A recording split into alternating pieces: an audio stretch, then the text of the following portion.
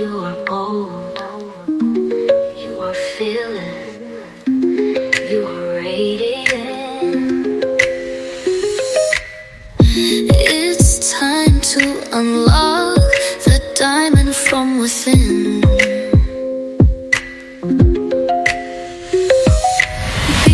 BFF, we rise above, stronger together, we shine with love. Faith unshaken, hearts on fire, fearless souls, we're reaching high. Hello, everyone, and welcome back to the BFF Empowerment Podcast. I am your host, Black Diamond, and today I have with me Miss Angela Clemens. Is that how you pronounce your last name? Yes, perfect. Okay, Thank you. all right, just wanted to be sure. um, and welcome, Miss Clemens. Yeah, thank you so much for having me. I'm so happy to be here. Yes, ma'am. Can you tell the listeners a little bit about yourself before we jump in? For sure.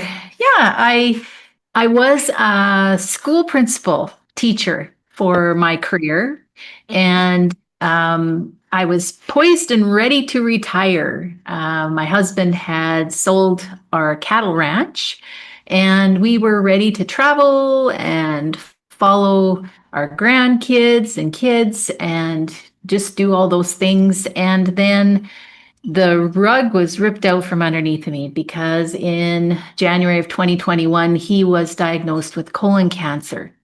And so for the next 10 months, I spent a lot of time researching energy healing and practicing energy healing with him and myself Mm-hmm. to try to get us through what felt like a nightmare. And when he passed, it seemed like it made sense for me to keep pursuing that. And also, as I worked through my grief and worked through figuring out what grief really was, because I didn't have a good understanding. And I think I've found out now that none of us really do have a good Oh, understanding yeah. of grief. And so I started really going down that path. And through that, I discovered that this would be a way to help others. Mm-hmm. And so I took my grief certification course and I took a lot of energy healing courses.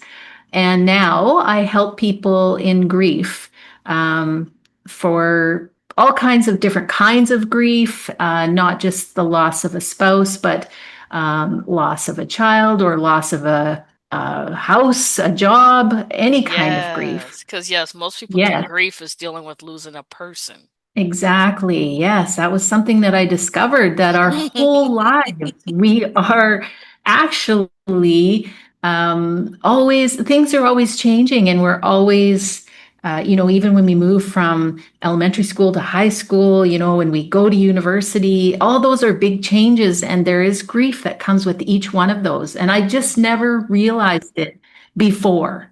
And so, yeah, I've got this new profound understanding of it and love to share it with others because I think it's something that can really help us in our lives.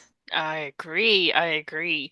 At first, yeah, when I first thought about grief, I didn't think I had really grieved like in my life because yes, I was always symbolizing it dealing with losing a person. And I'm like, oh, well, all of my family members are still alive, and the ones who have passed away, we weren't really close. So, no, I don't think I've ever had to grieve anything in my life. But then when I like really sat down and thought about it, I was like, you know what? Actually, I have, and I think a lot of it I actually never, I guess, dealt with the losses that I had taken. And so I never Mhm. saw it as me having the opportunity to grieve. Like, I lost my sight when I was 15 due to child abuse. I don't think I Wow. ever actually grieved the loss of being able to see. There's times where I get depressed or I feel, just like life isn't fair and things like that. And I'm like, you know what? I've kind of just pushed that situation, to the back of my mind and moved on with life and never actually Mhm. dealt with the feelings and the emotions and all that comes along with that major loss. Yeah. For sure.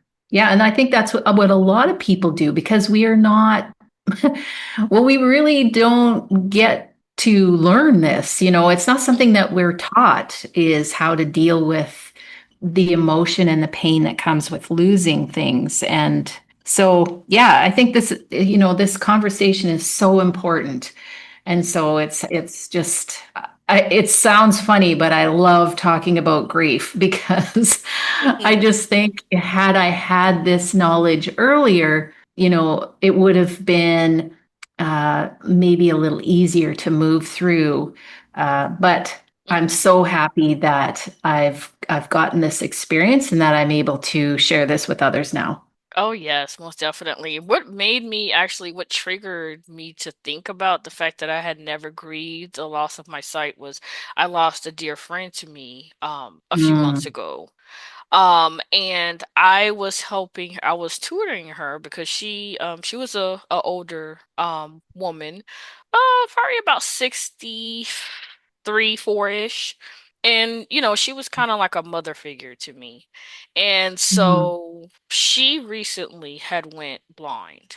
She had a lot of health issues, things, and she was visually impaired, but she could still, see and all that. She couldn't see enough to drive, but she could still see the world and experience it. But in the last year, she went totally blind. And like that was a totally new experience for her, something she had never thought of at her age that she would be going through. And so I yeah. used to work with her and, teach her computers and teach her, just all the life skills that she would need. And she recently passed away, and we Mm, just had reconnected. We had lost touch for a while, and we just had reconnected, and I was tutoring her and, helping her learn the computer and things like that. And it was just like I had her for such a short period of time, like that it really like hit me that she was yeah. really gone. Like one week I was talking to her and had known that she was sick, very much sicker than I thought for a long time, and she said she didn't want to tell me. So Mm, she finally, I guess once they moved her to hospice, she felt like, okay, I have to tell her. And like literally within that week, she had passed away. And I was wow. just like, oh my gosh, like, and it is like during that process of grieving her and missing her, I realized that, there were other things in my life that had been through or that losses that I had experienced that wasn't related to losing a person that Mhm. I had never grieved. Yeah. Yeah. And that tends to be what happens. I've interviewed just about 200 people now that have Mhm, gone through this process of grief. And a lot of them talk about this going through some kind of major loss or trauma and then realizing that there was so much before that that hadn't been dealt with. And so mhm. it's it's like dealing with all of that at one time and it can be really overwhelming. Yes, because it got to the point where I couldn't even, like, mention her name without just getting teary-eyed and getting emotional, like, Yeah. I didn't wanna really talk about her because it would just set off the waterworks. Now I can, Hmm. so I've definitely gotten better at it because she actually just passed away, in what's it? It's October now. So I think it was May, actually. So recent, Okay. a few months Yeah. ago. Yeah, for sure. It's definitely much easier now, but yeah, sometimes when I do think about her, I do kind of go back in our history and just think about, some of the things we went through and some of the good times that we had. Hmm. Yeah, for sure. Yeah, and I think that's an important part of the process of grief is taking account of the memories and really processing what we want to keep and take with us and what Hmm. we want to let go.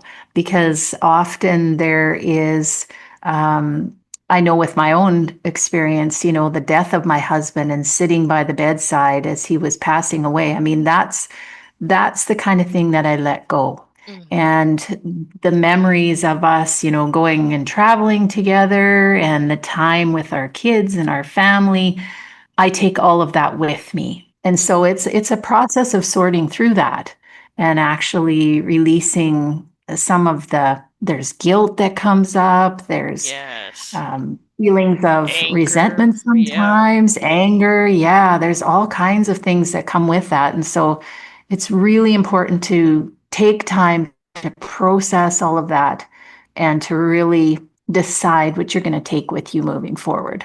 hmm So I've always heard, even with dealing with like alcoholism and drug addictions, that there's stages, that people go through, excuse me, when they're doing like the 12-step program and things like that. And I've always heard that there's also stages and cycles of grief. I don't know if it's Yeah. 12, but I think it was like 5 or something like that. Yeah, Elizabeth Kubler-Ross is the one that's really put that into place. But the interesting thing about that is that she didn't, that research was done on people who were terminally ill. So they were in hospice care or, had limited time to live. And so she was studying the stages that they went through hmm before they passed. And Okay. so the stages are not really meant for, I mean, certainly that's a form of grief, but they weren't specifically meant for people in grief. And so hmm what the way I look at it, I mean, it's not that they aren't helpful. It's just that it's not linear. And so you don't necessarily go through those in any kind of order. And some of them you might not even go through at all. And so it's interesting to analyze it sometimes and say that maybe I'm going through a particular stage of grief. But I hmm think everybody's grief is so different. And so you really can't map it out.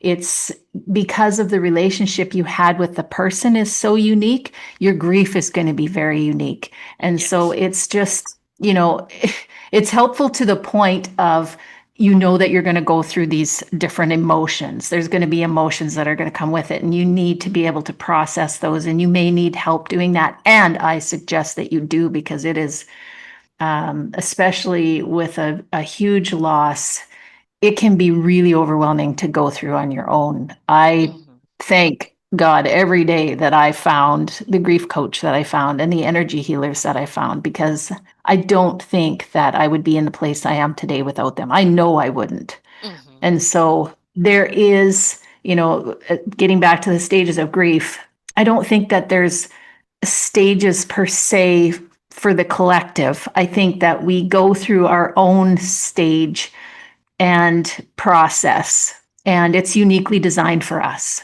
Yes. Okay, I could see that. I definitely understand that. So, Mhm. after reading some about you, I also see that you are an author. So is your book related to grief? Yes, actually, the book is about my journey through the loss of my husband, hmm and I put in there. I was an educator by trade, so you got to understand. We like to include advice and teachings, and I have at the end of each section journal prompts or exercises that you can do, like really simple, practical exercises that you can use to calm your vagus nerve or calm your system. Things that I used, Donna Eden's energy medicine is so simple to use, and I use that a lot in my healing. And so I share all of that in the hopes that some of that will be helpful to someone. hmm Yes, I can Yeah. understand that. And what methods or formats is your book available in? It is available on Amazon and all bookstores, and also it's available on Audible as well, Okay. and Spotify, all of those kind of outlets. So pretty Okay, well so everywhere. ebook, Yeah, so I guess a ebook, a paperback, and the audio. and Audible. Okay. Yes. Yes, I like it. I like when there's variety in the way and versions of a book that you can get because I'm also an author as well. So I try to make sure all of my books, if not available as an audiobook, at least an ebook or the paperback version. Yes, for sure. Yeah. Because me myself, I prefer audiobooks, so I like it when I can find an audiobook that I really like. A book that I really Yeah, and like there's a that's lot of available in people. audio. Yeah, there's a lot of people now. I think because our lives are so busy. Mhm. And I myself find my doing this, when you're doing the dishes, you can listen to an Yes. audiobook. Or driving, you can Yep, listen to I an do it audiobook. while I'm That cleaning, while whole, I'm taking a yeah, shower, when yes. exactly. Yeah, it's that multitasking thing that we do. And I know a lot of people have told me they prefer to listen to the self-help type books on Mhm. Audible. And so, Yes. yes, I did take the time to record that and get it up there. So, yeah, I'm hoping that it can reach a lot of people and help a lot of people through their grief Oh, so you process. narrated your own book. Yes, I did actually. Oh, okay. Yes. And what is the name of your book? It is Awakening Through Grief. Awakening Through Grief. Okay. And I'll Yes. definitely be sure to put all of your information and where the book can be found in the show notes so people can just click on it and go directly to it. Um, Perfect. Thank you.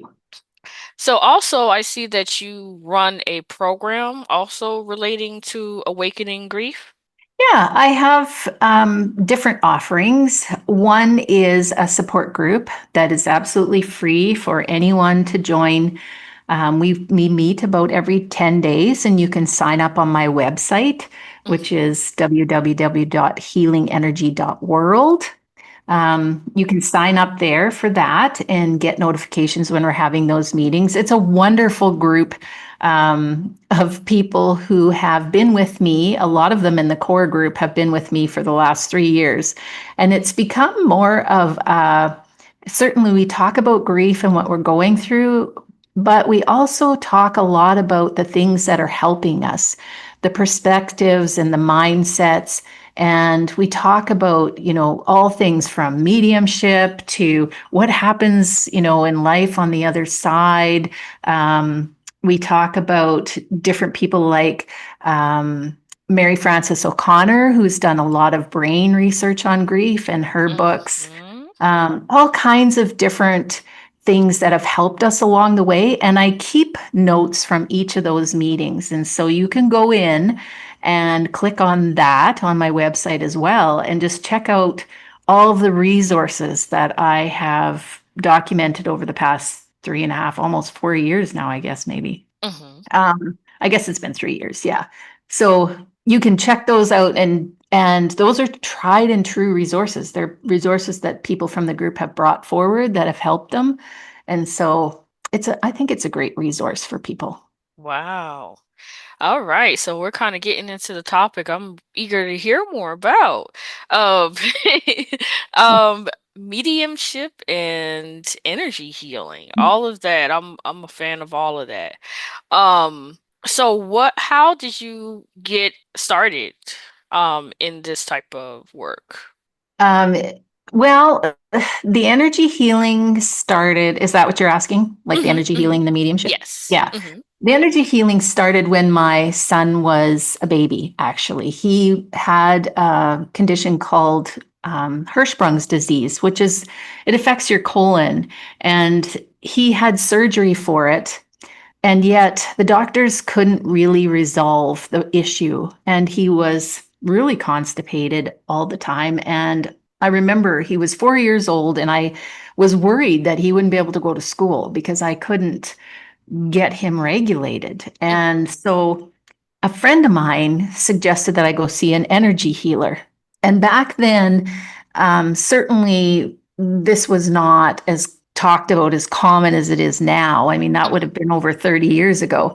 But I was at my rope's end. I didn't know what else to do. So my husband and I drove 3.5 hours to Mm. see this energy healer. And all the way there, he kept saying, I can't believe we're going to see a witch. I can't believe we're going to see a witch. Yep, that's people's first reaction when they hear Yeah. anything about energy healing, and it's always witchcraft. Yes. And so when we got to the door, she opened up the door and she said, hello. And by the way, I'm not a witch. And he was just floored. And so I remember him saying, like, I just needed to shut my mind down because she was reading my mind and I didn't want her reading my mind. But through that process of working with her, my son was healed. And so I got really interested in what is this? Like, how do people do this? Can I do this? Like, can everybody do this? Like, what is Mhm, this? Right. And so mhm, I did do some work with her and I stayed really interested and I read books. And if family was interested, I would practice on them. I would do some healing Reiki. and Mhm, just and people sometimes at work, if teachers were feeling stressed, I might help them out. And I never really took it that seriously because I was so busy just with my job and the kids and everything. But when my husband got sick, that's when things really ramped up. mhm, And I really started to take notice of, my interest and the fact that I could help myself through this horrendous emotion by using these techniques like Reiki. I do Touch for Health. I have cranial sacral therapy, all kinds of different modalities that I've learned over mhm, the years. And I've kind of just taken everything and made it into my own. mhm. And so I don't know what to call my own healing practice, but it's a mixture of everything. And so I just find it so helpful. Like every day, I'm always using energy healing to help me through little things, little aches and pains, little emotional things that come up during the day. I always have the tools to be able to work through those things. And I think it's really helpful when you're going through grief because those emotions can be really overwhelming and energy Mhm, healing helps do the heavy lifting of that. And so yes. it's very gentle. It's a Mhm. gentle way to do it. So yeah. Yeah, I've And actually then the, practiced a lot of different things myself.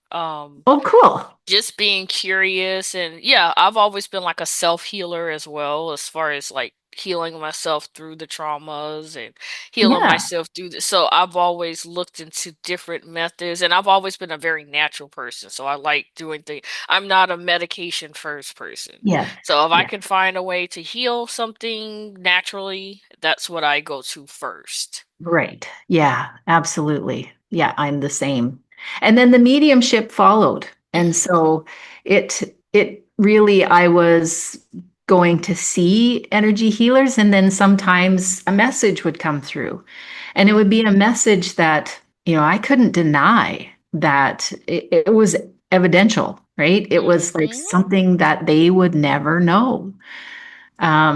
And so I started to do more meditation and I took some lessons on channeling and connecting with guides. And so now I use that too as part of my go to every day, for any kinds of decisions. I will connect with Hmm. my guides and just see what they have to say and to help me through some things. So I think it's an important skill and it's something we can all do. I think Hmm. some people think it's a gift, but I think it's something that we all have the capability if we so choose. Yeah, I actually was kind of like slack-jawed the other day. I took my son, who's autistic, to see his psychologist. And I've never met this psychologist before. This is my first time meeting her. And she just blurted out, she was like, "You're intuitive." And I'm like, Hmm. "Huh?" I'm just sitting there like, okay, I've heard this time and time again. Like I've heard, but person is a complete stranger to me. I've never met her. She doesn't know me from anywhere. And she was like literally telling me things that me and my son have this connection and about telepathy and, telling me different things to work out, to look up and things. And I'm just sitting there looking like, what? How do you know all of this? It's like, I'm Amazing. like, I've been told since I don't know when by many different people that I have these different abilities. Like there's somehow I just know things that I'm not Yeah. supposed to know, but I know them. Yeah. And it's like so certain and like I've always felt like my grandmother, my maternal grandmother that I've never met, she passed before I was even a thought in the sky. So at least 4 years before I was born, she passed away. But I've always felt this strange connection to her. Like I've Mm. always felt like she was my guardian angel and that she was watching over me and despite the things that I've been through, I feel like they actually would have been worse if she Yeah. wasn't keeping me Hmm. safe and protecting me. And I could Yeah. never explain like why did I feel so close to someone that I've never met before. Like, Right. never laid eyes on. I've never seen her before, like nothing. And I'm just like, I've always just felt like there's a presence. And I was Hmm. talking to someone and they were like, she is your guardian angel. And I'm like, what? Like, what are you talking about? They're like, yeah, she is. She watches over you. You've been through a lot of trauma and stuff, but actually, she's protecting you from much worse things that Yeah. were supposed to happen to you.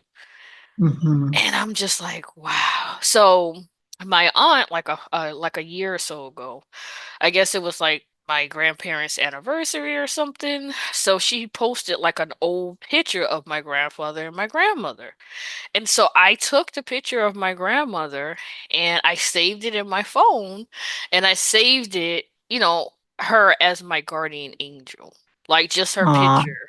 And like yeah. I keep that with me. Of course, my phone is with me at all times. So it's like I always just feel this presence of someone there, and I never could understand like why I felt so drawn to someone I had never met before. And of course, my mother was the one that abused me to the point where I became blind, Mm, which was her right. daughter. So I was Yeah. like, I don't know if like at first that's how I used to try to explain it that, subconsciously I wished that she had lived and maybe my life would have been different. Like I wouldn't have went through what I went through if she lived. Because I even wrote a Mhm. poem to her Oh, because wow. I'm a poet too. And years ago, like I wrote Cool. it and then I published it and I was just like, if you had lived, would I have known a mother's love? And like Mm. that just stuck with me. Yeah. Yeah, absolutely. And so I think it's important to know that we have those connections. You've Hmm. gotten so much help and support from that. Hmm. Yeah. Yeah, people tell me that, my son, he's an old soul, like he sees things and he knows things deeper Yeah. than a 6-year-old should know. And even the psychologist said that the other day. She was like, I really need you to research this so that you can see what I'm talking about. Yeah. Yeah, for sure. And there are more and more psychologists that are understanding and very intuitive. I noticed even on my podcast, I've interviewed a lot of different psychologists that have these intuitive abilities. And I think it really enriches the help that you're getting to be able to have that perspective as well. I think both Yeah, perspectives are it caught important. me off guard. She was like, "Your son can read your mind." I'm like, "Huh?" Yeah, absolutely. Like, what are you talking about? Because he Yeah. was doing an IQ test and he scored like 117. Mm. And she was like, "I feel like if you weren't in the room, he probably still would have done well, but not as well as he had done. Somehow he was getting the answer from you, even though it was just like that we weren't verbally communicating, but Right. I was just like, okay. This is definitely different."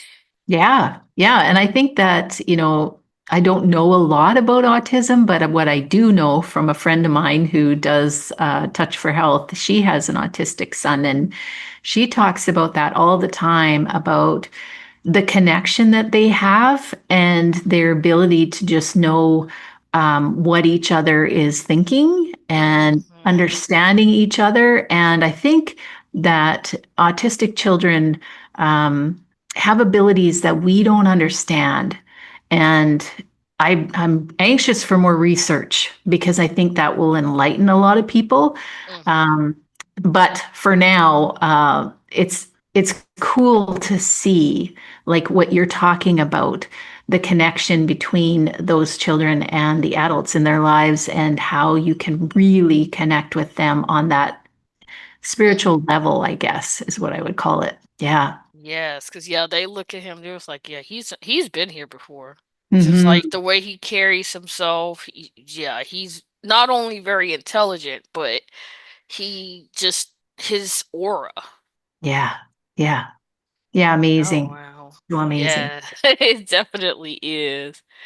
And so with your healing, do you offer like classes? Are there like online platforms, or how are people who are interested able to reach out and find out more? Yeah, well, I have a program specifically for grief that people can sign up for. I also do individual sessions, healing sessions. I usually try to do those in groups of three. One session doesn't do, I think, as much as, a grouping of three. We can really get deeper into whatever's needs to be healed or whatever wants to come up for healing. And then I also do angel readings. I use oracle cards and tarot cards to help get information from your guides. And through that process, sometimes information will just come to me. Yeah, I've done a lot of readings and things. I actually had Yeah. one done, actually with another guest that was on my podcast. I think it was back in May. I did Oh, like cool. a what does she call it? It was like a cleansing for like childhood trauma, I think, or oh my goodness, I cannot remember what it's called now. But yeah, we did. It was a good session. Yeah. I know Well, she was saying that you can go through things in utero. yes, yes. Yeah, there's so much to healing that goes beyond just this lifetime. Mm-hmm. So, yeah, all of that. And also, I will add that my partner and I work together. He is a channeler. In fact, he has his own practice and his own sign up, but we do something together, which I think is very powerful in that he does the channeling and I do the healing.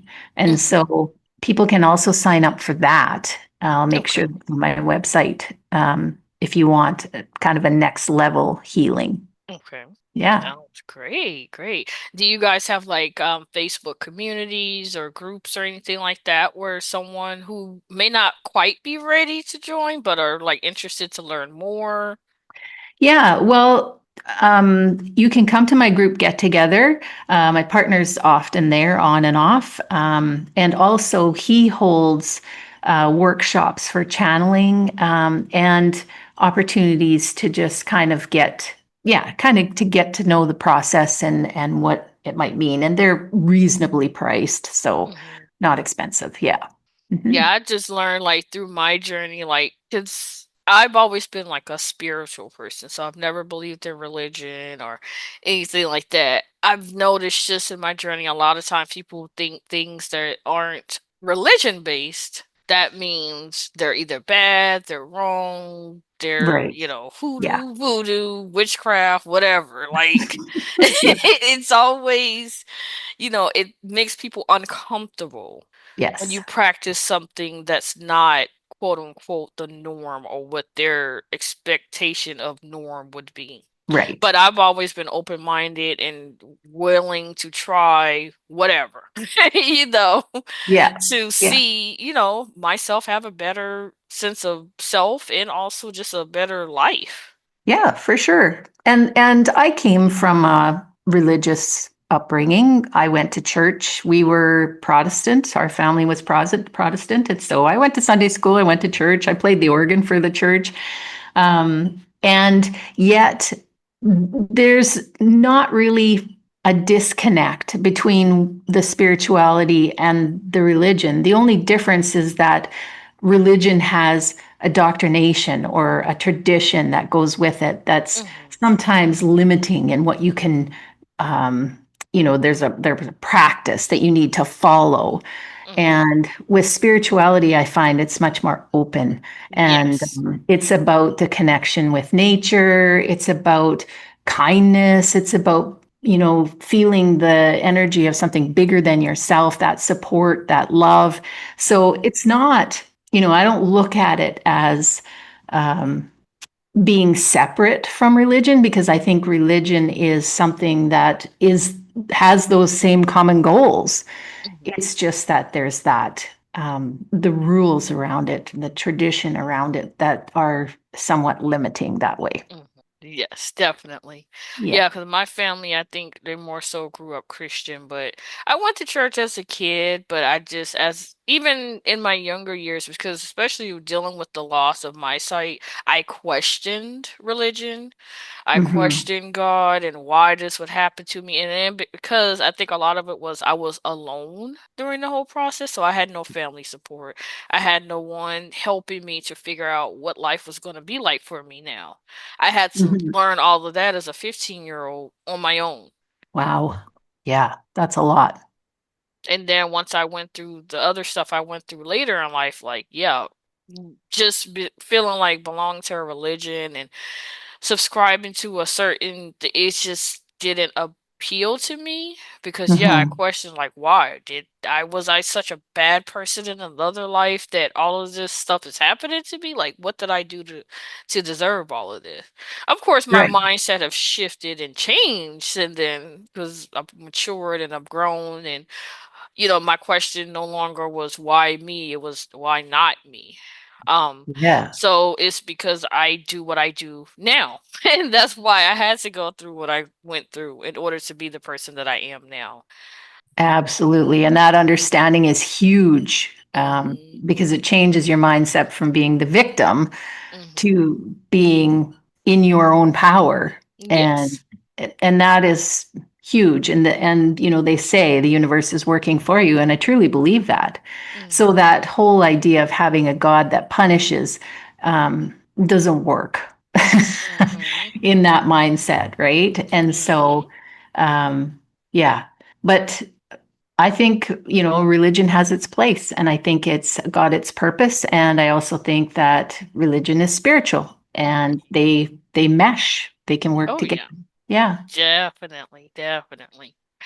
So do you have anything else you would like to add? Anything you would like to plug, websites, groups, anything like that before we move on to the next section? Well, everything you can find on my website. And again, it's healingenergy.world.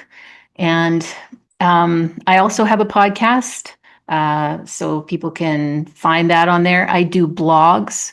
Mhm. I write for a newspaper, and so there's newspaper columns. All of that, all of those links are there on the website.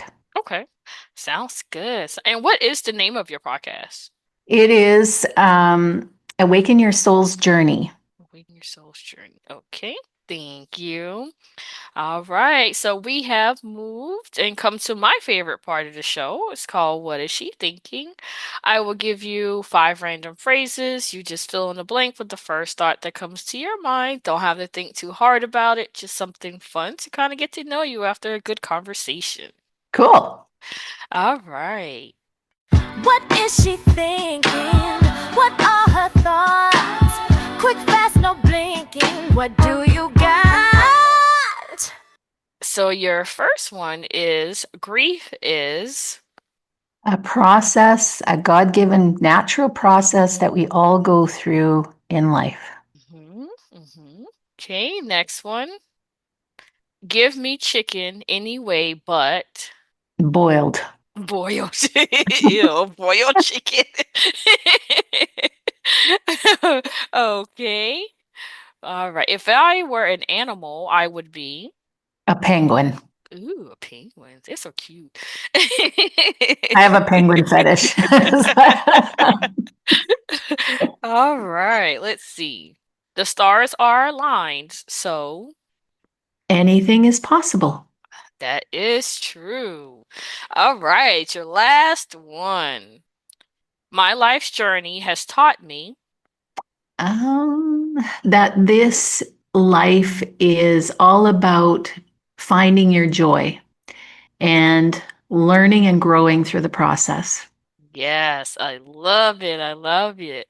Well, thank you so much for joining me today. This has been a great episode. I really enjoy the topics and especially dealing with grief. And I hope people listening can, open up a little bit more about grief and be able to learn more about what grief is and how to overcome it.